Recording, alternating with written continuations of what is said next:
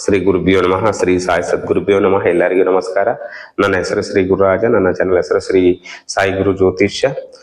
ನನ್ನ ಚಾನಲ್ ಅನ್ನು ನೋಡಿ ಸಬ್ಸ್ಕ್ರೈಬ್ ಮಾಡಿ, ನೋಟಿಫಿಕೇಶನ್ ಮುಖಾಂತರ ನಮ್ಮ ಎಲ್ಲ ವಿಡಿಯೋಗಳು ನಿಮ್ಮ ಹತ್ರ ತಲುಪುತ್ತವೆ. 2025ರಲ್ಲಿ ಧನು ರಾಶಿ ಭವಿಷ್ಯ ಹಾಗೂ ಫಲಾನುಫಲಗಳನ್ನು ನೋಡೋಣ. 2025ರಲ್ಲಿ ಧನು ರಾಶಿ ವಿಷುವಸು ನಾಮ ಸಂವತ್ಸರ ನಿಮ್ಮ ಪಾಲಿಗೆ ಮಿಶ್ರ ಫಲ ತರಲಿದೆ. ಗ್ರಹಗಳ ಸ್ಥಾನ ಪಲ್ಲಟ. ಶನಿ ಇದೆ ಮಾರ್ಚ್ 30ರಂದು ಕುಂಭ ರಾಶಿಯಿಂದ ಮೀನ ರಾಶಿಗೆ ಪ್ರವೇಶ ಮಾಡಲಿದೆ. ಗುರು ವೃಷಭ ರಾಶಿಯಿಂದ ಮಿಥುನ ರಾಶಿಗೆ ಸಂಚಾರ ಮಾಡಲಿದೆ. ಜೊತೆಗೆ ರಾಹು ಕೇತುಗಳು ಮೇ ತಿಂಗಳಲ್ಲಿ ತಮ್ಮ ಸ್ಥಾನಗಳನ್ನು ಬದಲಾವಣೆ ಮಾಡಲಿವೆ.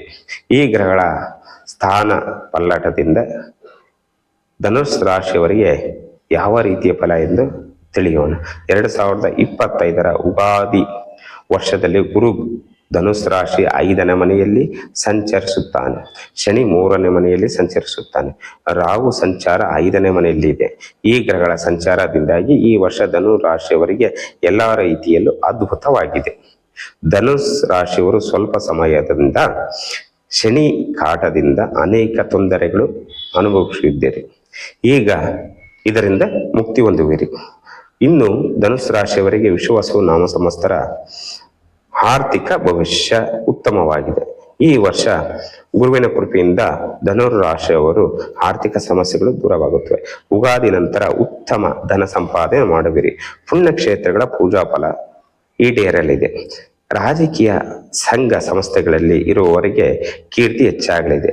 ಸಂದರ್ಭಕ್ಕೆ ಅನುಸಾರವಾಗಿ ಹಣ ಸಂಪಾದನೆ ಮಾಡುವಿರಿ.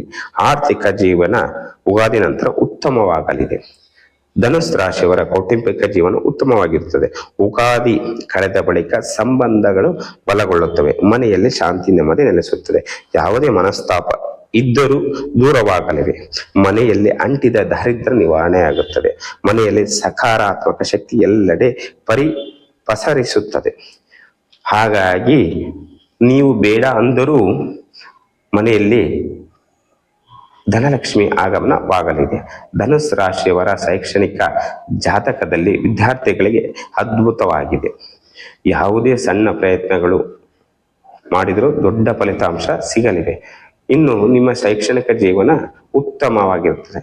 ಉನ್ನತ ಶಿಕ್ಷಣಕ್ಕೆ ವಿದೇಶಕ್ಕೆ ಸಹ ಹೋಗಬಹುದು. ತರಬೇತಿ ಅಥವಾ ಹೊಸ ಕಾರ್ಯಗಳಿಗೆ ಸೇರಿಕೊಳ್ಳಬಹುದು. ಇನ್ನು ಈ ವರ್ಷ ತುಂಬಾ ಪ್ರಯೋಜನಕಾರಿ ಆಗಲಿದೆ. ಜೊತೆಗೆ ಮಕ್ಕಳು ಬುದ್ಧಿ ಕೂಡ ಈ ವರ್ಷ ಹೆಚ್ಚಾಗಿ ಕೆಲಸ ಮಾಡುತ್ತೆ. ಈ ಸಮಯದಲ್ಲಿ ಹೆಚ್ಚಾಗಿ ಇರುತ್ತದೆ. ಧನುಸ್ ರಾಶಿಯವರ ವೃತ್ತಿ ಭವಿಷ್ಯ 2025ರಲ್ಲಿ ಚೆನ್ನಾಗಿರುತ್ತದೆ. ಉದ್ಯೋಗದ ಸಮಸ್ಯೆ ದೂರವಾಗುತ್ತದೆ. ರಾಹು 5ನೇ ಮನೆಯಲ್ಲಿ ಇದ್ದರೆ ಮತ್ತು ಕೇತು ಶುಭ ಮನೆಯಲ್ಲಿ ಇರುತ್ತಾನೆ. ಇದರಿಂದ ನೀವು ಪ್ರತಿಯೊಂದು ಕೆಲಸದಲ್ಲೂ ಯಶಸ್ಸುಗಳನ್ನು ಪಡೆಯುವಿರಿ. ಈ ವರ್ಷ ಧನುಸ್ ರಾಶಿಯವರಿಗೆ ಉದ್ಯೋಗಗಳಿಗೆ ಎಲ್ಲಾ ರೀತಿಯಲ್ಲಿ ಅನುಕೂಲವಾಗುತ್ತದೆ. ಧನುಸ್ ರಾಶಿಯವರ ರೈತರಿಗೆ ಈ ವರ್ಷ ಅನುಕೂಲವಾಗುತ್ತದೆ. ಧನು ರಾಶಿಯವರ ಸಿನಿಮಾ ಕ್ಷೇತ್ರದಲ್ಲಿ ಅನುಕೂಲ ಫಲಿತಾಂಶವಿದೆ. ಧನುಸ್ ರಾಶಿಯವರಿಗೆ 2025ರಲ್ಲಿ ಆರೋಗ್ಯದಲ್ಲಿ ದೀರ್ಘಕಾಲದಿಂದ ಇದ್ದಂಥ ಸಮಸ್ಯೆಗಳು ದೂರವಾಗುತ್ತವೆ. ಇನ್ನು ಸಮಸ್ಯೆ ಇದ್ದರೂ ನಿವಾರಣೆ ಆಗುತ್ತದೆ.